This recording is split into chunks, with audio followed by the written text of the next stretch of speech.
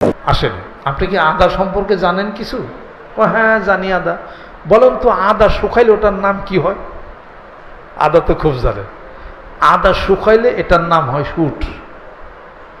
কাঁচা আদা, কাঁচাটার নাম হলো আদা, শুকাইলে হয় হলো শুট। শুট শুট এই আদা আপনার যিনি রেগুলার আদা খাবে এবং আপনার ওই যে দারচিনি খাবে তার প্রেশার রিডিউস হবে, প্রেশার কমবে। প্রেশার কমতে কমতে লো প্রেশার হয়ে যাবে। আপনি তো শুধু গেলে প্রেশার ওষুধই খাইতেছেন। প্রেশার ওষুধ খাইতে খাইতে আপনি এখন ব্যাটালক খান, অ্যাঞ্জিলক খান, তারপরে অ্যামডোকল খান, ওসাটিল খান, বাজরন খান, আলফাপেস খান, তারপর নিফিকাট খান, কত কিছু খান। খান খান করতে করতে খান খান হয়ে গেছে। এখন আপনার কোনোটাই কাজ হয় না। আপনি যদি সকালে যদি আদা খাইতে পারেন 3 চাক আদা, এবং সাথে যদি কিশমিশ খান, এই দুইটা জিনিস একসাথে খেলে জীবনেও গলায় ক্যান্সার হবে না। ক্যান্সার জীবনও হবে না কোনোদিন। এবং এই আদা এবং কিশমিশ যদি খান, লিভারে ক্যান্সার হবে না, আপনার গলায় ক্যান্সার হবে না। প্যাঙ্কিয়াস বুঝেন? প্যাঙ্কিয়াসে আপনার সঠিক এবং ভালো হয়ে যাবে। যে প্যাঙ্কিয়াস থেকে ইনসুলিন সিক্রেশন হচ্ছে, এবং ইনসুলিন সিক্রেশনের জন্য সবচেয়ে বড় একটা উপাদান হলো, যেটার নাম হলো আপনার এই দারচিনি। এই দারচিনি ফাঁকি করে রাখবেন। অল্প একটু দারচিনি খাওয়ার আগে খাবেন, 20 মিনিট আগে, 3 বেলা খান। মোটা যতই হন চিকন বানিয়ে হালাবে ইনশাআল্লাহ তাআলা। আর আপনি প্যাঙ্কিয়াস শক্তিশালী হবে, প্যাঙ্কিয়াস থেকে ইনসুলিন হবে। আপনার এই যে কি আছে না একটা মুসিবত, ডায়াবেটিস, এর গোষ্ঠী শেষ। আর পানি খাবেন। পানির মধ্যে কি শক্তি আছে জানেন? বৃহৎ শক্তি আছে পানির মধ্যে, মলিকিউল আছে। এই পানি খাবেন। ও অনেক বড় শিক্ষিত না আপনি? হ্যাঁ, অনেক বড় শিক্ষিত। পানি খাবেন কেমনে তাই তো জানেন না। বাঙালি, পচা বাঙালি, পানি খাওয়াই তো শিখেন না আপনি। পানি গ্লাসে নেবেন, 2 হাত দিয়ে ধরবেন, বসবেন, এরপরে পানিকে 3 শ্বাসে অথবা পানি চুষা খাবেন। 1 গ্লাস খাবেন, 5 মিনিট রেস্ট নেবেন, আরেক গ্লাস খাবেন। 2 হাত দিয়ে যখন ধরবেন, নেগেটিভ পজিটিভ ভাইব্রেশন হবে। ভাইব্রেশন পানির মধ্যে গেলে মলিকিউলগুলো বেশি বেশি ভাঙা শুরু করবে। যত পানির মলিকিউল বিভাজন হবে, তত পানি বেশি আপনার শরীরে আপনার এটা হজম করবে, এবং মেটাবলিকগুলি সক্রিয় হওয়া শুরু করবে। পানি বেশি খাবেন, আর আপনার এই দারচিনি খান। আসেন কেরা, আসেন। বাংলাদেশি ডাক্তার কি কইতেছেন আপনারা কিনা? মানিকগঞ্জ দরবার শরীফ আপনাদেরকে দাওয়াত দিছি আমরা। আত্মার সুস্থতা, দেহের সুস্থতা, মানসিক সুস্থতা। আমরা সুস্থতা না থাকলে পারি কি এমনি কথা কইনি কি? তিনি 100 বছর বয়স, চশমা ছাড়া কোরআন শরীফ পড়ছে, চিঠি পড়ছে। আমি তাকে জিজ্ঞাসা করছিলাম যে আপনি সুন্দর চোখের জ্যোতি কিভাবে পাইলেন, তাহলে আমি একটু শিখা রাখি। উনি বললেন যে আমি সবসময় গুড়া মাছ খাইতাম, ছোট ছোট গুড়া মাছ খাইতাম, আর কোরআন শরীফের মধ্যে সূরা নূর তেলাওয়াত করতাম।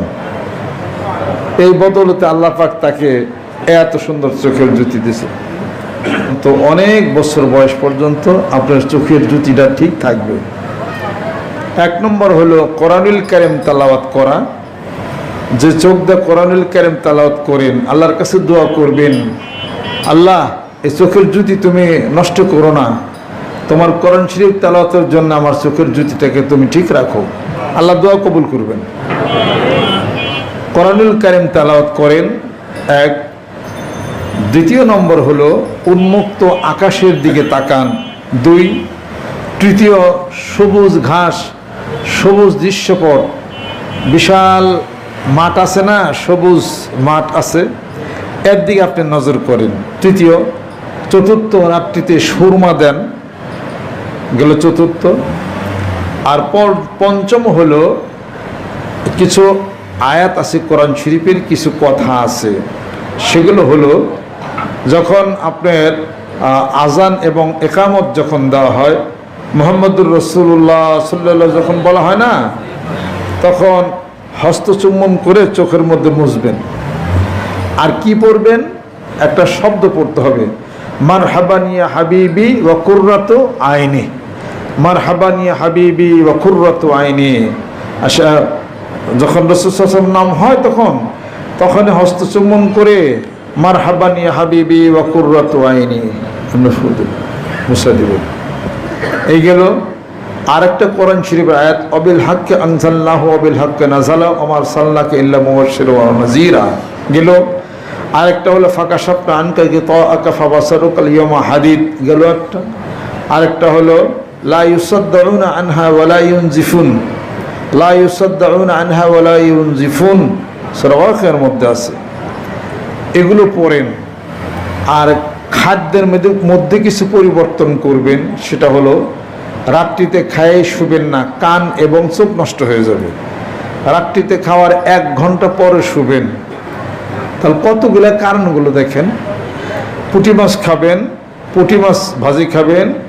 এই জংলা কচু চিনেন, কচু যে কচু গলায় ধরে, ওই কচুর লতি চিকন লাল লাল আছে না, ওই কচুর লতি খাবেন। আর মোল্লা কচু মানে দুধ কচুর পাতা ভাতে সিদ্ধ দিয়ে ভর্তা খাইবেন। গেল 2 চোখে 1 ফোঁটা করে মধু সকালবেলা, এই চোখে 1 ফোঁটা মধু, ওই চোখে 1 ফোঁটা মধু। আর রাত্রিতে 1 ফোঁটা করে মধু দিবেন চোখে, খাঁটি মধু 1 ফোঁটা করে দিবেন। চোখে দেওয়ার সাথে সাথে একটু ধরবে, কিন্তু পরেই ঠান্ডা হয়ে যাবে। এই চিকিৎসা, এই বিধানে। আর হলো ওষুধ আছে। ওষুধের মধ্যে হলো যেটা যে আমেরিকার থেকে যারা সাপ্লাই দেওয়া হয়, ভীষণ আছে। ডেনমার্কের থেকে হলো স্যালাজোপাইরিন, ভীষণ এবং স্যালাজোপাইরিন খান। আর এই নিয়ম পালন করেন। যাদের চোখ একবারে দেখে না, অন্ধই হয়ে গেছে, শেষ, ডাক্তার কইছে উঠান লাগবো, সেই চোখ এখন অর্ধেকের বেশি ভালো। আর আরেকজনের তো ভালো এখন চোখে দেহে আটেই। আর যাদের চোখে ছানি পড়ছে মনে করেন, যেটার কারণে ফ্লারেক্স খান না, ফ্লারেক্স চোখে দেন এই চোখের পর্দা ইয়ের জন্যে, তারা আপনারা কি করবেন, তারা আপনারা স্যালাজোপাইরিন খাবেন রাত্রিতে। আর সকালবেলা বাসি পেটে 4 চামচের 1 চামচ বেলপাতার রস 3 ফোঁটা মধু দিয়ে সকাল বাসি পেটে খাবেন। তাহলে চোখের ছানি অপারেশন হয়ে যাবে। আলহামদুলিল্লাহ। এগুলো করেন। এগুলো হলো চিকিৎসা আর কি, এটা চিকিৎসা বিজ্ঞানের কথা। এগুলো এখানে কিছু আমার আবিষ্কার আছে, কিছু নিয়ম পদ্ধতি আছে, কিছু কোরআন শরীফের প্রয়োগ আছে, কিছু ওষুধ খাওয়া আছে। 3টা জিনিস একসাথে আমি অ্যাপ্লাই করি। খালি তো ওষুধ খাইলেও হয় না, এই 3টা জিনিস একসাথে অ্যাপ্লাই করার কারণে চোখ আপনার ভালো থাকবে। আর রাত্রিতে অবশ্যই আপনারা ভাত খাবেন না, স্মৃতিশক্তি নষ্ট হয়ে যাবে। কথা খেয়াল করছেন? স্মৃতিশক্তি লোপ পাবে রাত্রিতে ভাত খেলে। আর পুরুষদের জন্য পানের মধ্যে সুপারি হলো চরম ক্ষতিকর জিনিস। এটা সুপারি খাইলে এটা চোখের জ্যোতিতে খুব ক্ষতি করবে। সুপারি যদি খান, পানের সুপারি খাওয়া যাবে না। পানের মধ্যে আপনারা, আর যারা গ্যাসের সমস্যা যারা ভুগতেছেন, সকালবেলা উঠেই 2-3 গ্লাস পানি তারা খাবেন। খাওয়ার আগে 1 গ্লাস পানি খাবেন, খাওয়ার 1 ঘন্টা পরে পেট ভরে পানি আপনারা খাবেন। এরপর 3 চাক আদা, 1টা গোলমরিচ, 2টা লবঙ্গ, আর 1 খণ্ড দারচিনি একসাথে করে খাওয়ার পরে চিবিয়া খাবেন। দেখবেন যে পেট, বিষ, গ্যাস সব শেষ ইনশাআল্লাহ তাআলা। আর যদি আরো ভালো ফল পেতে চান, তাহলে 4 চামচের 1/2 চামচ মধু, 1টা কাগজি লেবুর রস, আর হলো 2 চামচ আদার রস, 2 চামচ পানি। আপনি যত খাবার খান, অনেক খাইছেন, সমস্যা, আপনি খাওয়ার পরে এটা খান, 10 মিনিটের ভিতরে দেখবেন যে সব শেষ। এটার চেয়ে ভালো আর নাই। কিন্তু লেবু খালি খাইলে তো স্যাট্রিক অ্যাসিড, এটা আপনার সমস্যা হবে আর কি।